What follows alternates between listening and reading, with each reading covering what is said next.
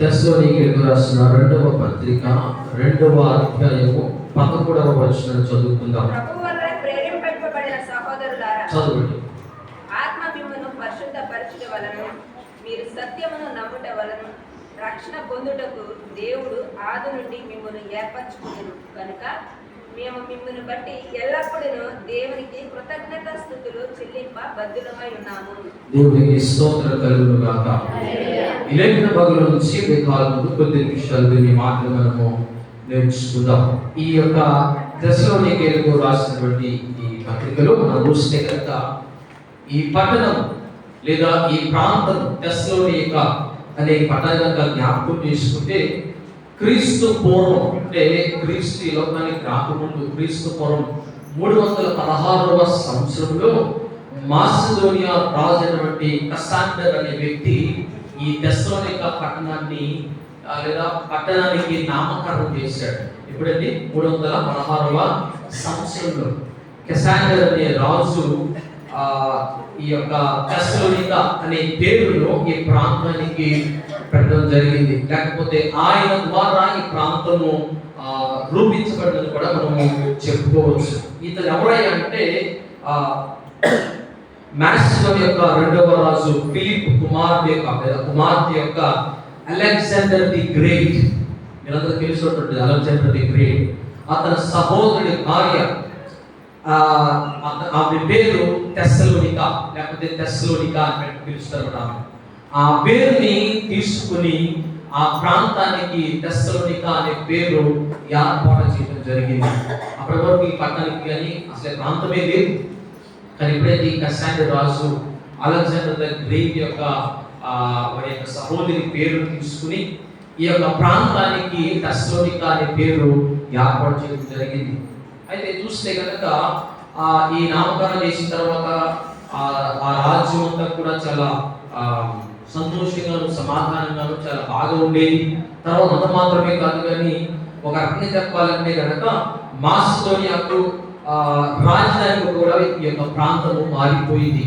అప్పటి వరకు చిన్నగా ప్రారంభించబడిన ఈ ప్రాంతము తదుపు ఏమైందంటే ఈ తెస్సలోనిక తర్వాత ప్రోవిన్స్ రోమన్ ప్రోవిన్స్ నుండి ఈ తెస్సలోనిక మాసిదోనియా ప్రాంతానికి రాజధానిగా ఏర్పాటు చేయడం జరిగింది అనమాట. అంత త్వరగా ఈ యొక్క ప్రాంతము అభివృద్ధి చెంది ఎంతగా అభివృద్ధి చెందారంటే సుసంపన్నులు లేకపోతే ధనవంతులు పేరు ప్రఖ్యాతి కలిగిన వారు నివసించే ప్రాంతంగా ఈ తెస్సలోనిక అనేది జరిగింది. తద్వారా ఏం జరిగిందంటే 1430వ సంవత్సరంలో ఈ యొక్క ప్రాంతాన్ని ఓటమన్లు అనే సామ్రాజ్యం ఏం చేసిందంటే ఈ యొక్క తెస్సలోనిక మీద యుద్ధము చేసి 1430వ సంవత్సరంలో ఈ ప్రాంతాన్ని వారు పొలగొట్టుకున్నారు. లేకపోతే దీని మీద జయాన్ని వారు పొందుకున్నారు. అయితే తర్వాత ఏం జరిగిందంటే తుదుకు ఏం జరిగిందంటే వీరు జయించిన తర్వాత మరలా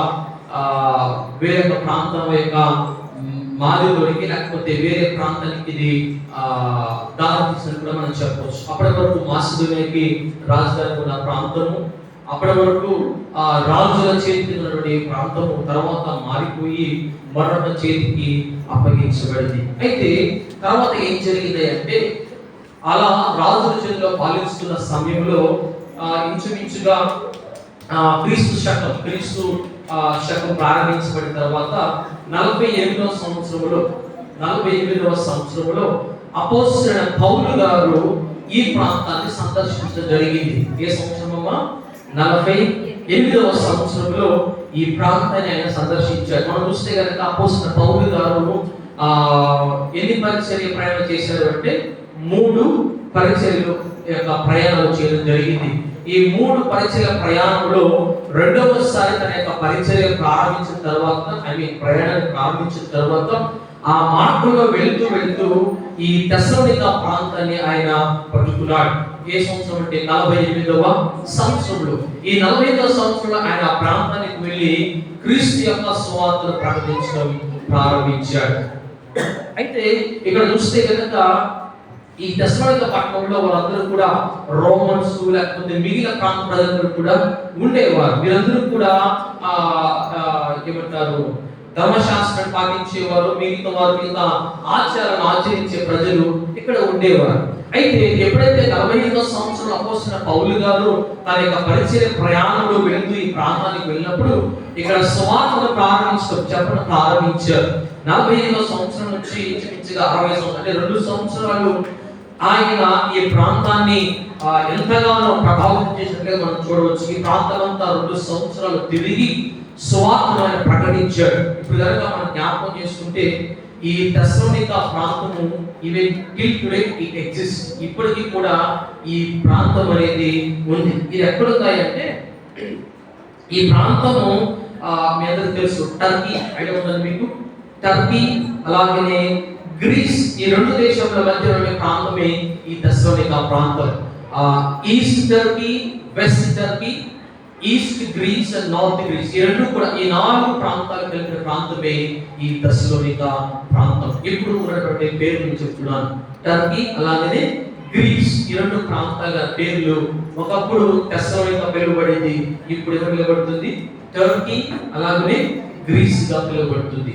ఈ 2 ప్రాంతాలకు అపోస్తలుడైన పౌలు గారు సువార్తను ప్రకటించి వాక్యాన్ని బోధించిన తర్వాత ఇంచుమించుగా ఈ 2 సంవత్సరాల్లో చాలా మంది సువార్తను అంగీకరించారు. దేవునికి స్తోత్రం కలుగును గాక.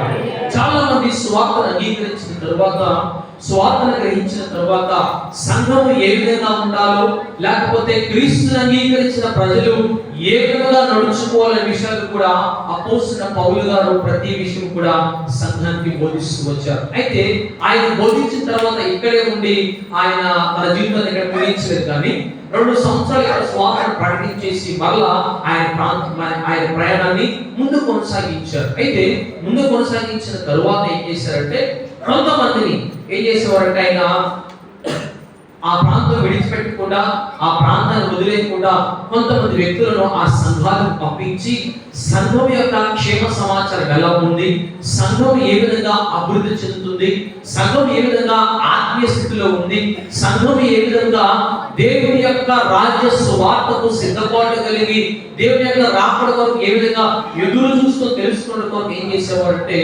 వారు కొంతమంది ప్రజలను ఆయన పంపిస్తూ వచ్చేవారు. ఇక్కడ చూస్తే కనుక ఈ 2వ పత్రికలో 1వ అధ్యాయము 1వ వచనం మనం చదువుకుంటే కనుక, మన తండ్రి అయిన దేవుని యందు ప్రభువైన యేసుక్రీస్తునందు ఉన్న తెస్సలోనికీయుల సంఘమునకు పౌలును తిమోతి శుభమని చెప్పి వ్రాయున్నది. ఈ విషయాన్ని మనం జ్ఞాపకం చేసుకుంటే, సంఘానికి ఈ యొక్క పౌలు గారు ఈ యొక్క పత్రిక ఏ విధంగా రాశారు అంటే, సంఘం యొక్క క్షేమ సమాచారం తెలుసుకున్న కొరకు తిమోతిని మిగతా వారందరికీ కూడా పంపించేయా, తెస్సలోనిక యొక్క సంఘం ఎలా ఉంది, సంఘం యొక్క స్థితి ఎలా ఉందో ఒకసారి మీరు తెలుసుకొని రమ్మన్నప్పుడు వారు వెళ్ళి 10 దినాలు అక్కడ ఉండి సమాచారం అంతా కూడా అపోస్తలుడైన పౌలు గారికి సమాచారం అందించారు. అయితే సమాచారం అందించిన తర్వాత పౌలు గారు సంఘానికి ఏ విధంగా తన యొక్క మాట తెలియపరచాలో ఆ మాటలన్నీ కూడా పత్రిక రూపంలో రాసి ఈ తెస్సలోనిక యొక్క 1వ పత్రికను అలాగనే 2వ పత్రికను ఆయన రాసి సంఘమునకు పంపించాడు. దేవునికి స్తోత్రం కలుగును గాక. అయితే ఈ తెస్సలోనిక సంఘంలో చాలా ప్రశ్నలు మిగిలిపోయి సంఘంలో. ఎందుకంటే సంఘము ఏ విధంగా ఉండాలో పౌలు గారు సంఘానికి బోధించాడు. సంఘం ఎలా సిద్ధపాటు కలిగి ఉండాలో సంఘానికి ఆయన బోధించాడు. అయితే ఏం జరిగిందంటే, అక్కడ ఎవరైతే ధర్మశాస్త్రాన్ని పాటిస్తున్నారో, ధర్మశాస్త్రాన్ని ఆచరిస్తున్నారో వీరందరూ కూడా ఏం చేసేవారంటే, మీరు వెళుతున్న మార్గము సరైన మార్గము కాదు, ఇది మంచి మార్గం కాదు, మీరు వెళ్ళేది చెడు మార్గం. ఎందుకంటే ఎవరైతే ధర్మశాస్త్రాన్ని పాటిస్తారో వారు మాత్రమే దేవుని యొక్క రాజ్యానికి వెళ్తారు. ఎవరైతే ధర్మశాస్త్రాన్ని ధిక్కరిస్తారో వారు ఏమైపోతారో తెలుసా? పాతాళానికి వెళ్ళిపోతారు. దేవుడు వారిని క్షమించడానికి విషయాన్ని కూడా ఈ చుట్టుపక్కల వారందరూ కూడా ఎవరికి చెప్తున్నారంటే క్రీస్తున్న ప్రజలందరికీ కూడా ఈ మాటలు చెప్తున్నారు. ఈ విషయాలు చెప్తున్నప్పుడు సంఘానికి అర్థం కాలేదు. సంఘము డైలమాలో పడిపోయింది, ప్రశాంతంగా మారిపోయింది. అయ్యో, పౌలు గారేమో క్రీస్తుని అంగీకరిస్తే, క్రీస్తుని వెంబడిస్తే వారు పరలోకం వెళ్తారని చెప్పారు కదా, మరి వీరేంటి ధర్మశాస్త్రం పాటిస్తేనే పరలోకం వెళ్తారు, ధర్మశాస్త్ర గ్రంథాన్ని చదివేవారే చెప్పినప్పుడు వీరికి అర్థం కాలే ఏం చేయాలి. మళ్ళా వెంటనే ఈ విషయాన్ని కూడా తిమోతికి చెప్పినప్పుడు తిమోతి వెంటనే పౌలు గారికి చెప్పాడు, అయ్యా సంఘము ఈ స్థితిలో ఉంది, అర్థం కాని పరిస్థితిలో ఉంది, వాళ్ళు సమాధానం కోసం ఎదురు చూస్తున్నప్పుడు వెంటనే పౌలు గారు ఈ పత్రిక రాయటము జరిగింది. అయితే ఈ పత్రిక రాస్తూ సంఘానికి ఆయన ఏం చెప్పారంటే, ఆయన చెప్పిన మాట తెలుసండి, మీరు వేటికి దూరంగా ఉండాలనే విషయాన్ని సంఘానికి ఆయన చాలా జాగ్రత్తగా తెలియపరిచారు. ఈ ఉదయకాలం ముందు మనం ధ్యానం చేసుకునే విషయ భాగం ఏంటంటే, క్రీస్తు సంఘము దేనికి దూరముగా ఉండాలి. అలాగే తెస్సలోనిక సంఘమునికి కూడా పౌలు గారు ఇదే విషయాలు తెలియపరిచాడు. అసలు సంఘము వేటికి దూరంగా ఉండాలో చాలా జాగ్రత్తగా ఆయన సంఘానికి తెలియపరిచాడు. అదే మాటలు ఈ ఉదయ కాలంలో ప్రభు మనతో తెలియపరుస్తున్న మాటలు. దయచేసి పరిశుద్ధ లేఖన భాగం నుంచి మరొక మాట చదువుకుందామా? గలతీయులకు రాసిన పత్రిక 5వ అధ్యాయము 20వ వచనం చదువుకుందాం ఒకసారి.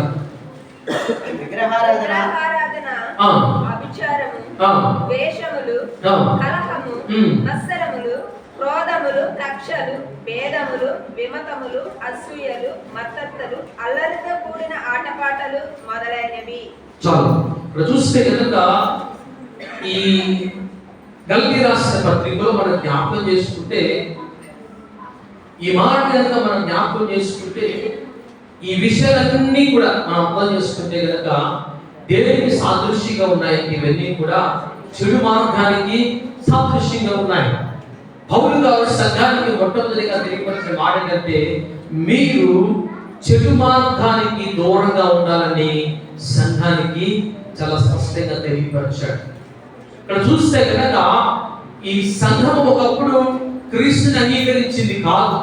ఈ సంఘము క్రీస్తు అంటే ఎవరో తెలిసిన వారు కాదు. వీరందరూ కూడా వారి ఇష్ట దేవతలను, ఇష్ట ఆచారాలను నమ్ముకున్న వారు, ఇష్టానుసారంగా తిరిగిన వారు, ఇష్టానుసారంగా వెళ్ళిన వారు అందరూ కూడా. అయితే వీరందరినీ కూడా జ్ఞాపకం చేసుకుని పౌలు గారు చెప్తున్న మొదటి మాట ఏంటంటే, మీరు చెడు మార్గమునకు దూరంగా ఉండాలని సంఘానికి తెలియపరిచాడు. అయితే మనం ఆలోచించిన విషయం ఏంటంటే, మన విశ్వాసాన్ని పాడు చేసే ఏ మార్గమైనా సరే చెడు మార్గమే. దేవునికి స్తోత్రం కలుగునుగాక. చాలా మంది అనుకుంటారు, అయ్యా చెడు మార్గం అంటే మా మార్గంలో చేయడం లేదు, అంతా బాగానే ఉంది, సిమెంట్ రోడ్ వేస్తుంది, లేకపోతే తార్ రోడ్ వేస్తుంది కాబట్టి మాకు ఏ బాధలు అనుకుంటే చాలా మంది. దయచేసి జ్ఞాపకం చేస్తుంది, మీ విశ్వాసాన్ని పాడు చేసే ఏ మార్గమైనా సరే అది చెడు మార్గమే. చాలా మంది అనుకుంటారు కదా, ఎలా అయితే ప్రాబ్లం ఏముందిలే, తర్వాత వచ్చేసి ప్రభుత్వంలో మోకరిని ప్రార్థన చేస్తే ఆయన క్షమించేస్తారని అనుకుంటారు చాలా మంది. దయచేసి జ్ఞాపకం చేసుకునండి, క్రీస్తు రక్తము చేత కడగబడిన నీవు నేను, క్రీస్తు యొక్క సంఘమునకు సారూప్యంగా మార్చబడిన నీవు నేను కనుక మరలా చెడు మార్గంలో వెళితే ఏమో తెలుసండి, ఆయన యొక్క రాకడ వచ్చిన తరువాత ఒకటి ఏముందండి, మనందరం కూడా ఆయనతో పాటు ఎత్తబడుతున్నప్పుడు సంతోషంగా ఎత్తబడే అవకాశం ఏమాత్రము కూడా ఉండదు. ఏది పడుతుంటే మనందరం కూడా విడిచిపెట్టే సంఘమునకు సాదృశ్యమై ఉంటాం. అందుకని అపోస్తలుడైన పౌలు గారు వీరెంతగానో కలత చెందుతున్నప్పుడు, అయ్యా మీరు దేని గురించి భయపడాల్సిన పని లేదు. ఎందుకో తెలుసా, క్రీస్తు ఎప్పుడో మిమ్మల్ని ఆయన సత్యంలోకి నడిపించాడు, ఆయన మార్గంలోకి నడిపించాడు. కాబట్టి మీరు చెడు మార్గమునకు దూరంగా ఉండమని సంఘానికి చాలా జాగ్రత్తగా హెచ్చరించారు. ఈనాడు ఈ 21వ శతాబ్దంలో ఉన్న సంఘాలు కూడా, చాలా సంఘాలు ఏం చేస్తున్నాయంటే చెడు మార్గాల్లో ప్రయాణిస్తూ మంచి మార్గంలో వెళ్తున్న ఆలోచనలు చాలా మంది ఉన్నారు. ఇలాంటి సంఘాలు ఎంతో మంది దైవజనులు స్వార్థ ప్రకటిస్తుంటే, వాక్యాన్ని బోధిస్తుంటే, సత్యాన్ని ప్రకటిస్తుంటే సగం ఏమైపోతుందంటే వారి ఇష్టానుసారంగా వారికి ఏ మార్గం నచ్చితే ఆ మార్గంలో ప్రయాణం చేస్తున్నారు. వారికి ఏ మార్గం అయితే చాలా సంతోషంగా ఉంటుందో ఆ మార్గంలో వెళుతూ కష్టాలు పడుతున్నారే తప్ప చెడు మార్గాన్ని విడిచిపెట్టే స్థితిలో ఎవరు కూడా ఉన్నట్లేదు.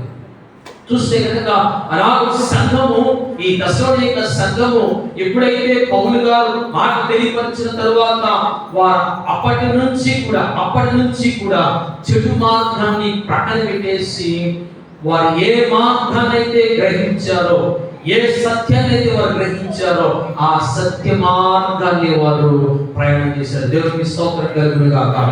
నాకు నీవు నేను కూడా చేయవలసిన ప్రాముఖ్యమైన విషయం ఏంటంటే చెడు మార్గానికి మనము దూరంగా ఉండాలి. చాలా మంది ఏం చేస్తారంటే ఏముందులే, ఈ లోకంలో జీవించినంత కాలం సంతోషంగా జీవిస్తే తర్వాత జరిగేది తర్వాత జరుగుతుందిలే, ఇప్పుడు కాకపోతే మరెప్పుడు, ఇప్పుడు సంతోషం కాకపోతే ఇంకెప్పుడు సంతోషం, ఇప్పుడు సుఖం కాకపోతే మరెప్పుడు సుఖం అని చాలా మంది ఏం చేస్తారంటే శరీరం యొక్క సుఖము కోసం ఆలోచించి శరీరం యొక్క సుఖానికి అలవాటైపోయి శరీర సుఖం ఏదైతే మనకు బోధిస్తుందో దాన్ని వెంబడి వెళ్ళిపోయినారు. సంఘంలో చాలా మంది పతనానికి దారులైపోతున్నారు. వారి యొక్క ఆత్మీయ స్థితి పతనమైపోతుంది. వారి యొక్క ఆత్మీయ స్థితి అంతా కూడా నాశనం అయిపోతుంది. వారికి దేవుడికి ఉన్న సహవాసము అక్కడితో ఆగిపోతుంది. కానీ ఈ సంఘం ఏం చేస్తుంది తెలుసండి, ఎప్పుడైతే అపోస్తలుడైన పౌలు గారు ఆ మార్గం నుండి మీరు వెళ్ళకూడదని చాలా స్పష్టంగా తెలియపరిచాడు, వెంటనే ఆ మార్గాన్ని పక్కన పెట్టేశారు. అప్పటి వరకు వారు ఏ మార్గం గుండా వెళ్ళారో, అప్పటి వరకు వారు ఏ ఆలోచనతో వెళ్ళారో, అప్పటి వరకు ఏ శరీర సుఖం కోసం వారు ముందుకు వెళ్ళారో వాటన్నిటిని కూడా పక్కన పెట్టేసి దేవుని యొక్క వాక్యానుసారంగా వారు ముందుకు నడిచారు. దేవునికి స్తోత్రం కలుగును గాక. ఈనాడు సంఘము మనం చూస్తే కనుక ఈ పరిశుద్ధ లేఖన భాగము ప్రతి ఒక్కరి చేతికి అప్పగించబడి కదండి. ఒకనొక సందర్భంలో ఈ బైబిల్ ఎవరికి లేదు. క్రీస్తు శతాబ్దం అంటే క్రీస్తు ఈ లోకానికి వచ్చి మళ్ళీ ఆరంభమైన తర్వాత ఇంచుమించుగా 4, 5, 6, 7 సంవత్సరాలు, ఇంచుమించుగా 10 సంవత్సరాల్లో చూస్తే కనుక ఈ సంఘం అంతా ఎలా ఉండేదంటే, ఏ సంఘాలండి? అన్ని సంఘాలు, దశమైన సంఘం కానివ్వండి, గలతీ సంఘం కానివ్వండి, లేకపోతే మిగిలిన సంఘాలన్నీ కూడా జ్ఞాపకం చేసుకుంటే రాజులు పాలించి మరలా సంఘాలన్నీ కూడా నాశనం చెందాలని ఎంతగానో ప్రయత్నం చేశారు. తర్వాత మరలా దేవుని మహాకృపను బట్టి సంఘంలో అనేక మంది గొప్పవారు లేచి నిలబడి సంఘం కొరకు పోరాటం చేసి వారి యొక్క ప్రాణాలు పరంగా పెట్టి సంఘాన్ని వారు ఎక్కడ కూడా విచ్ఛిన్నం కాకుండా నిలబడి సంఘాన్ని చాలా బలంగా ఉంచారు. ఇంకొక మాట చెప్పాలంటే వారు ఏమంటారండి, పిల్లర్స్ లాగా నిలబడి సంఘము చెదిరిపోకుండా, సంఘము నాశనం అయిపోకుండా, సంఘము పతనం అయిపోకుండా వారు నిలబడి సంఘం వారు ఎంతగానో కాకులాడారు. తర్వాత అలా నిలబడి వారి ప్రాణాలు పరంగా పెట్టి ఈనాడు సంఘము ఈ రీతిగా ప్రభువును ఆరాధించడానికి వారు కారకులుగా మారారు.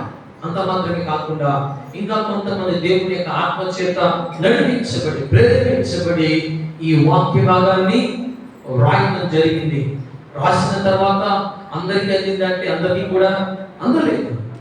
దేవుని మహాకృపను బట్టి మనం చూస్తే కనుక విలియం కేరీ గారు ఈ యొక్క భారతదేశానికి ఇంగ్లాండ్ ప్రాంతం నుంచి వచ్చి ఆయన వేసిన పునాది ఏంటంటే పరిశుద్ధ గ్రంథమును తర్జుమా చేయడం. దేవునికి స్తోత్రం కలుగును గాక. ఇంచుమించుగా 65 లాంగ్వేజెస్ లో బైబిల్ ఆయన తర్జుమా చేశాడు.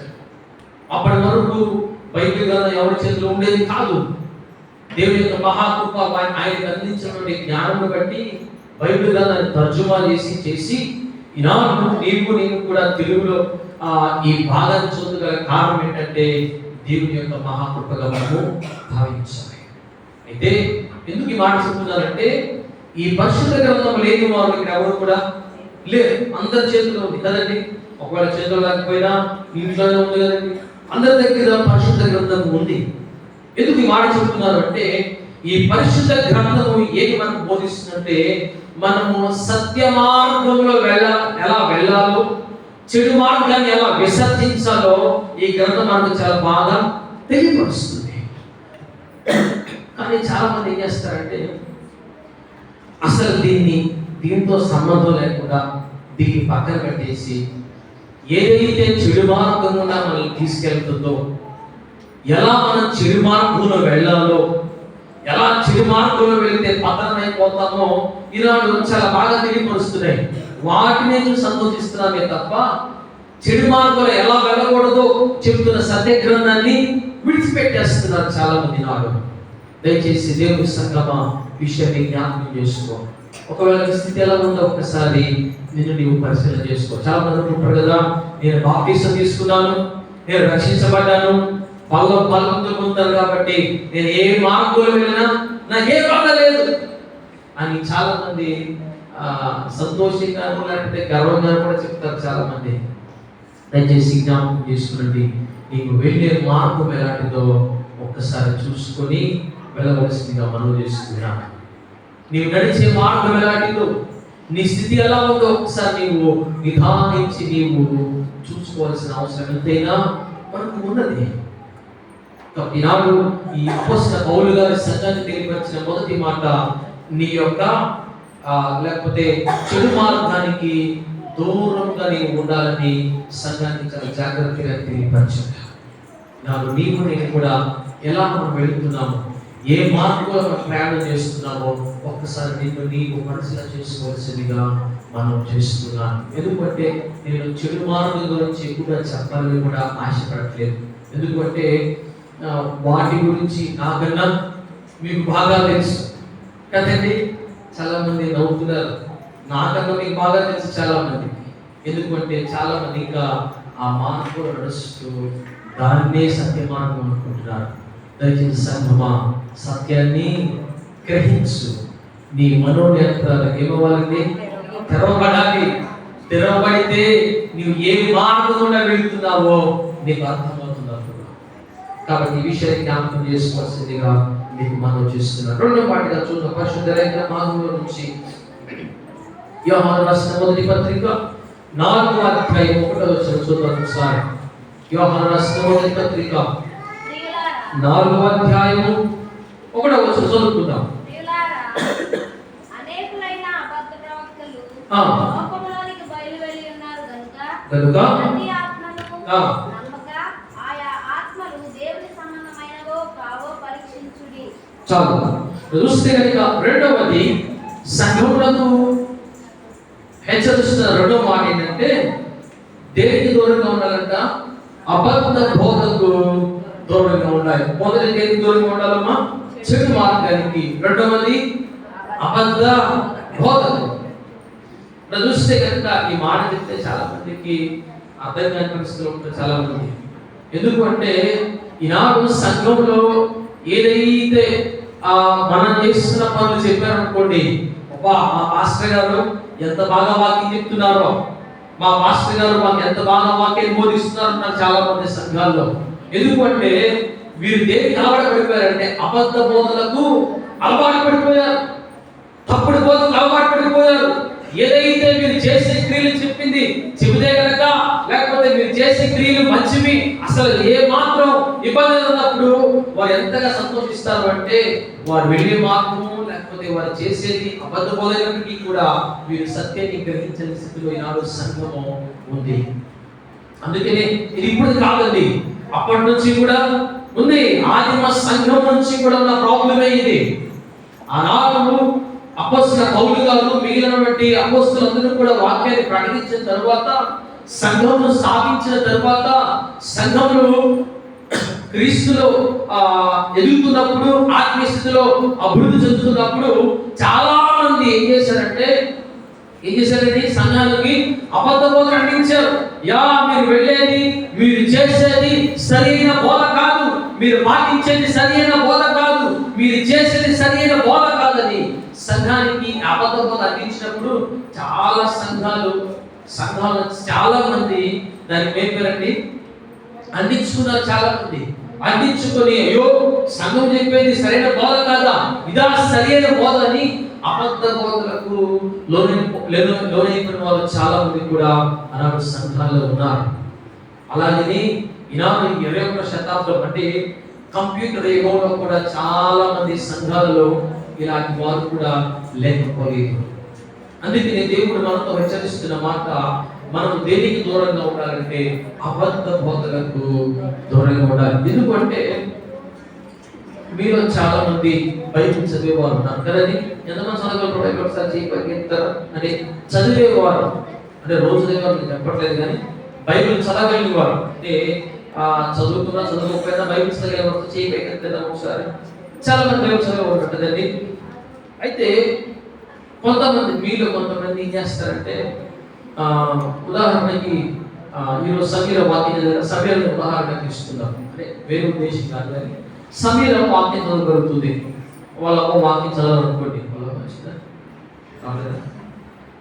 సరే సమీర వాక్యం చదువుతునుకోండి, సమీర వాక్యం చదువుతూ వాళ్ళ అమ్మకి వాళ్ళ అమ్మ అడిగినాక నాకు కూడా కొంచెం వాక్యం చదువుతుంది కదా, నేను కూడా వింటున్నప్పుడు నువ్వు వాక్యం చదవలేవు కాబట్టి నేను చదివి నీకు వాక్యం చెప్తాను, నువ్వు జాగ్రత్తగా విను అని చెప్పింది అనుకోండి.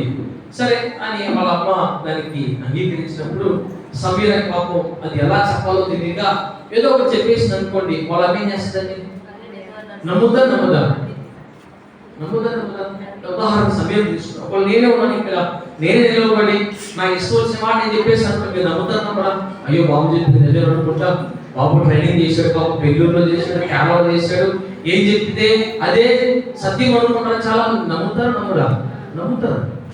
దయచేసి జ్ఞాపకం చేసుకుని దేవుడి సంఘమా, ఈనాడు చాలా మంది చాలా సంఘాలు ఎలా అయిపోయాయంటే సత్యాన్ని గ్రహించక అబద్ధ బోధలకు లోనైపోయి ఎవరైతే ఏ మాట చెప్తారో ఆ మాటలు పట్టుకొని మా అయ్యగారికి సరిగ్గా వాక్యం రాదండి, ఆ అయ్యగారు ఫోన్లు బాగా చెప్తారు. జనాలు చాలా మంది ఉన్నారు సంఘంలో, మన సంఘం చెప్పలేదు కానీ క్రైస్తవ సంఘం అంటే 21st సెంచరీలో ఉన్నటువంటి సంఘాలని గురించి నేను చెప్తున్నమాట. ఆ అయ్యగారు ఎవరో అంటే ఆ అయ్యగారు ఎవరో వీళ్ళకి తెలియదు, వీళ్ళెవరో అయ్యగారికి తెలియదు, అసలు అయ్యగారు ఎక్కడ కూడా తెలియదు చాలా మందికి. అయినా కానీ ఆ అయ్యగారు భలే చెప్తారండి వాక్యం. అసలు ఎలా చెప్తారంటే ఉన్నట్టుగా చెప్తారు వాక్యం. ఎందుకు అలా చెప్తారు అంటే వీళ్ళు చేసే పని అదే కాబట్టి వీళ్ళకి నచ్చుతుంది. అదే పెద్ద పెద్ద దైవసేవకులు చాలా ఉన్నారు కదండి, వాళ్ళ ఉదాహరణ తీసుకుందాం. జెర్మియా గారు, లేకపోతే సాల్మన్ రాజు గారు మొదలైన ఈ కనుక వాక్యం చెప్పారు అనుకోండి, వీళ్ళు సరిగ్గా చెప్పట్లేదండి. అంటే సంఘానికి కావాల్సిన వాక్యము, యవనస్తులకు కావాల్సిన వాక్యం మీరు సరిగ్గా చెప్పట్లా. ఇంకో అయ్యగారు ఉన్నారు అంటే నాకు తెలియలేదు, మొన్న చెప్తున్నాను అంటే తప్ప ఎవరి గురించి నేను చెప్పట్లేదు. ఈనాడు సంఘాలు ఎలా అయిపోయాయంటే సత్యం ఎక్కడ బోధించబడుతుందో దాన్ని గ్రహించట్లేదు, కానీ ఎక్కడైతే అసత్యం బోధించబడుతుందో అక్కడికి పరిగెడుతున్నారు తప్ప సత్యం ఎక్కడ బోధించబడుతుందో అక్కడికి వెళ్ళట్ల సంఘాలు నాడు. దయచేసి జ్ఞాపకం చేసుకురండి, దేవుని యొక్క రాకడ వచ్చినప్పుడు ఎవరు ఎంత పడతారో తెలుసండి? అబద్ధ బోధించేవారు ఎవరు కూడా ఎంతబడరు. ఎవరైతే క్రీస్తు యొక్క రక్తము చేత కడగబడి సత్యాన్ని గ్రహించి సత్య మార్గంలో వెళ్తారో, సత్యాన్ని బోధిస్తారో ఆ సంఘాలు మాత్రమే ఆయనతో పాటు యుగ యుగాలు జీవిస్తాయి. దేవునికి స్తోత్రం కలుగును గాక. కాబట్టి మనము చేయవలసిన పని ఏంటంటే సత్యాన్ని గ్రహించాలి, సత్యంలో మనం జీవించాలి, సత్యం మీద తెలుసుకొని ముందుకు నడిచే వారిగా మనం ఉండాలని దేవుని వాక్యం మనకు తెలియపరుస్తుంది. కాబట్టి నాడు మన సంఘంలో కూడా ఈ గొల్లపాడు సంఘంలో కూడా చాలా మంది లేకపోలేదు. ఒకటి చెడు మార్పులు వెళ్ళేవారు, రెండవది అబద్ధ బోధను అంగీకరించేవారు. ఈనాడు చాలా సంఘాలు, మన సంఘాలు కూడా చాలా మంది లేకపోలేదు. అంటే బయట పడలేక కానీ చాలా మంది నాడు సంఘంలో అబద్ధ బోధలకు సమయం ఇచ్చేవారు నాడు సంఘంలో ఎక్కువ ఉంటున్నారు. కాబట్టి దయచేసి దేవుని సంఘమా, మీరు అలాంటి స్థితిలో ఉండకూడదని ఈ మధ్యాహ్న కాలంలో ప్రభు మనతో హెచ్చరిస్తున్న మాటలు మీరు గుర్తించవలసిందిగా మీకు మనం చూస్తున్నాం. దయచేసి జ్ఞాపకం చేసుకునండి. మూడవ మాటలు దయచేసి పరిశుద్ధ లేఖన భాగంలో నుంచి యాకోబు పత్రిక 4వ అధ్యాయం 17వ వచనం చదువుకుందాం. యాకోబు పత్రిక కాబట్టి నేనేది చేయనిది అలాగ చేయని వానికి పాపము కలుగు. దయచేసి మూడవదిగా సంఘము దేనికి దూరంగా ఉండాలి అంటే పాపమునకు దూరంగా ఉండాలి. దయచేసి అందరి మాట చెప్తామా? చూడండి, దేనికి సంఘం దూరంగా ఉండాలండి? పాపమునకు సంఘము దూరంగా ఉండాలి. మొదటి దేనికి దూరంగా ఉండాలి? చెడు మార్గానికి దూరంగా ఉండాలి. రెండవది అబద్ధ బోధలకు దూరంగా ఉండాలి. మూడవది పాపానికి దూరంగా ఉండాలి. ఈ మాట చెప్తే చాలా మంది మాట చెప్పాలంటే పక్కన నిలిపేసుకుంటారులాగా. ఎందుకు అంటే ఇది మనకు సంబంధించింది కాదు, ఈ వాక్యం మనకు కాదు. చాలా మంది ఈ చెవులు మూసుకునే వారు కూడా చాలా మంది ఉన్నారు. దేవుని సంగమా జ్ఞాపకం చేసుకునండి, పాపమునకు దూరముగా ఉండాలి. ఎవరు ఉండాలి తెలుసండి? ఎవరు ఉండాలండి? అందరూ ఉండాలని చెప్పట్లా. ఎవరండి? ఎవరైతే క్రీస్తు రక్తము చేత కడుగబడి క్రీస్తుని అంగీకరించి క్రీస్తు కొరకు నిలబడిన ప్రతి ఒక్కరు కూడా పాపమునకు దూరముగా జీవించాలి. ఎందుకో తెలుసండి? ఒకవేళ కనుక నీవు పాటించేది, నీవు నడిచేది, లేకపోతే నీవు ఇష్టపడేది ఒకనొక దినమున నీకు పాపము తీసుకురావచ్చు. కాబట్టి ప్రతి దాన్ని కూడా మనం విడిచిపెట్టేసి దేవుని వైపు చూసే వారికి మనము ఉండాలి. దేవుని మార్గంలో వెళ్ళే వారికి మనము ఉండాలని వాక్యం తెలియపరుస్తుంది. ఉదాహరణకి ఈ మాట మనం జ్ఞాపకం చేసుకుంటే, పాపము అనగా ఈ మాట మనం జ్ఞాపకం చేసుకుంటే, ఈ పాపం అనే మాటను వివరించాలి అంటే వివరించాల్సిన అవసరం కూడా లేకపోలేదు. ఎందుకంటే ఈ పాపం అనే మాట చిన్నపిల్లల దగ్గర నుంచి వృద్ధుల వరకు అందరికీ కూడా తెలిసిన మాట ఇది. పాపము, పాపం అనగా బిబ్లికల్గా మనం మాట్లాడుకుంటే ఆజ్ఞ అతిక్రమించడమే పాపము. ఇంకా ఇంకేమైనా పదాలు ఉన్నాయంటారా పాపానికి? లేదంటారా? పాపానికి ఆపోజిట్ ఏంటది అమ్మా? తెలియదా మీకు?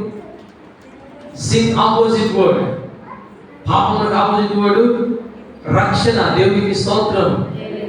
సిన్ పాపము, దానికి ఆపోజిట్ వర్డ్ రక్షణ. ఇవి ఎప్పుడు కూడా కలుసుకో కదండి?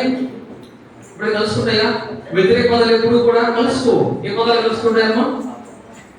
పర్యాయ పదాలు కదండి. ఉదాహరణకి వచ్చే మీనింగ్ కలుసుకుంటాయి తప్ప ఈ పదాలు ఎప్పుడు కూడా కలుసుకో. పాపము అలాగనే రక్షణ ఎప్పుడు కూడా దగ్గరికి రావు.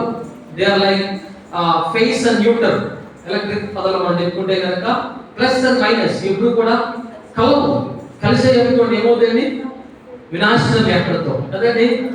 ఎప్పుడు కూడా కలుసుకో. కాబట్టి ఈ రక్షించబడిన మానవుడు, రక్షించబడిన ప్రతి వ్యక్తి కూడా ఎప్పుడు కూడా పాపానికి దగ్గరకు రాడు. ఎవరైతే రక్షించబడకుండా, ఎవరైతే క్రీస్తును గ్రహించకుండా, ఎవరైతే క్రీస్తు అంటే ఎవరు తెలియని వారు ఏం చేస్తారంటే పాపంలో వెళ్తారు, పాపం చేస్తూ ఉంటారు. కానీ ఎవరైతే క్రీస్తుని గ్రహించిన వారు, క్రీస్తుని అంగీకరించిన వారు, క్రీస్తు రక్తంలో కడిగిపెట్టిన వారు ఏం చేస్తారు తెలుసండి? పాపానికి దూరంగా ఉంటారు. అది ఏదైనా కానివచ్చు, చూపే కానివ్వండి, మాట్లాడే మాట కానివ్వండి, నడిచే మార్గం కానివ్వండి, చేసే క్రియ కానివ్వండి, ఐదవది ఆలోచన కానివ్వండి, ఏదైనా సరే పాపమునకు ఏదైతే మనల్ని దారించుతుందో ఎవరు చేస్తారు తెలుసండి? వారు